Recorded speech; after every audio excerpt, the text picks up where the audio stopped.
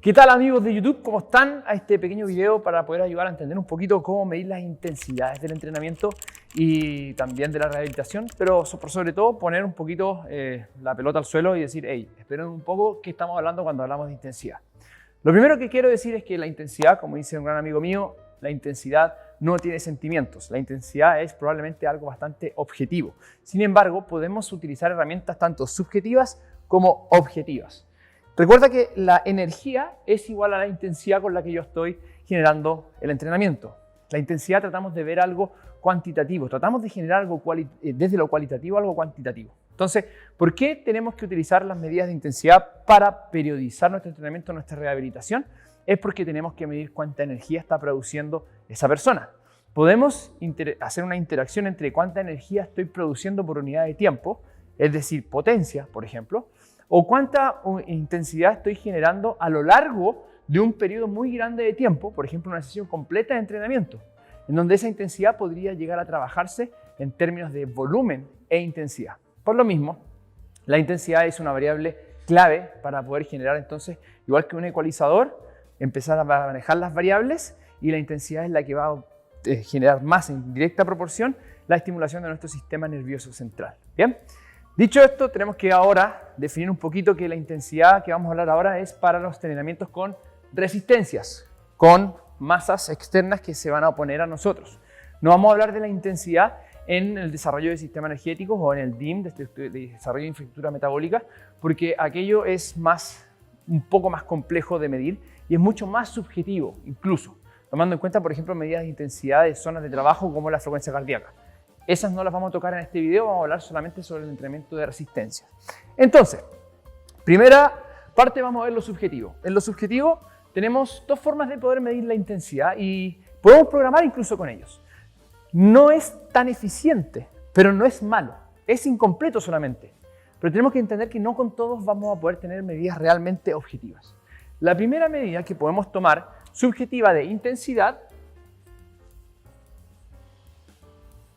es la RPE, Rate of Performance of Perceived Extortion, o el ratio de esfuerzo percibido. Importante, no es directamente medición de la energía, no es realmente una medición de intensidad. La ciencia no lo cataloga, quizás algunos autores sí, pero la ciencia dura no lo cataloga como algo de medición de intensidad en términos de la energía que yo estoy produciendo. Porque la RPE es cuánto siento yo. Y la podemos medir, por ejemplo, del 1 al 10, cuán intenso sentiste el movimiento. La RPE no es solamente física, también se puede utilizar la RPE para intensidad mental en algún tipo de trabajo, como el video que estoy grabando ahora, el cual tiene una carga de intensidad mental para poder yo trabajarlo y necesito generar una percepción de cuánto yo estoy generando, ¿cierto?, de intensidad para el video. Ya es un ejemplo. Pero en este caso, recuerden, solamente para el entrenamiento de pesa. Entonces, por ejemplo, si yo le hago a una persona un trabajo de press de banca con mancuernas y elijo una RPE entre 6 a 7, quiere decir que ella tiene que percibir que del 1 al 10, para las repeticiones que yo le estoy dando, tiene que sentir una RPE entre 6 a 7. Es bastante interesante utilizar este tipo de medidas de intensidad porque la persona a lo largo del tiempo, cuando se empieza a ser bastante experta, que no necesita mucho para poder sentir su cuerpo, en 2 o 3 semanas ya empieza a entender lo que es una RPE, puedes llegar a trabajar bastante eficientemente con la RPE como medida de intensidad.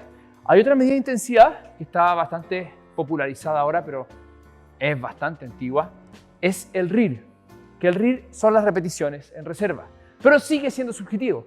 Es decir, a la persona, mira, ¿cuántas repeticiones crees tú que pudiste realizar o cuántas te quedaron, mejor dicho, en el estanque después de haber hecho la última set o la última repetición? Si hiciste press de banca y estas repeticiones fueron 12 y tú me dices, ¿sabes qué? En verdad podría haber hecho unas 5 más. Eso es un RIR 5. Puedo haber hecho unas 2. Ese es un RIR 2. O sea, quiere decir que guardé 2 repeticiones para aquel entrenamiento. Por lo tanto, si yo te digo 12 repeticiones con un RIR 2, quiere decir que tienes que dejar en reserva 2. Es muy bueno, sobre todo para las personas que les gusta entrenar demasiado intenso. El RIR te ayuda a decir, mira, déjame algo en reserva. RIR 0 es dame lo máximo.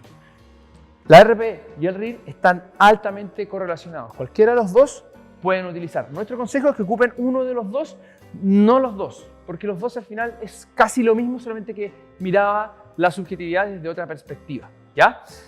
Y vámonos al objetivo. ¿Qué tenemos en el objetivo para poder medir? Algo importante que tenemos es la masa. La masa del implemento. La masa del implemento, o sea, vamos a hablar de los kilogramos. El kilogramo es una forma de medir la intensidad, pero obviamente también tiene sus problemas, porque vamos a encontrar que 15 kilogramos para un día de entrenamiento a lo mejor no es tan intenso como para otro día de entrenamiento que los 15 kilogramos los sentí diferentes. Por eso programar en base solamente a los kilogramos, que lo podríamos hacer a través de, por ejemplo, el porcentaje de la repetición máxima. Si yo voy a programar en base al porcentaje de la repetición máxima, voy a tener ciertas limitaciones porque la persona llega diferente dependiendo de cómo ha sido la semana de entrenamiento, cómo ha sido el mes de entrenamiento. Entonces pude haber evaluado en un día X, 2 semanas después me cambia totalmente la RM. Pero no quiere decir que no sea útil. Todo esto es útil. Tienes que saber que cada una de esas herramientas de medición de intensidad tienen sus limitantes. Así como también otro muy popular que está ahora sería la velocidad de ejecución. Que la velocidad de ejecución te dice, mira, para la velocidad que yo quiero, objetivo de esta sesión, necesito estos kilogramos para poder realizarlo y lo puedo medir en un set de calentamiento.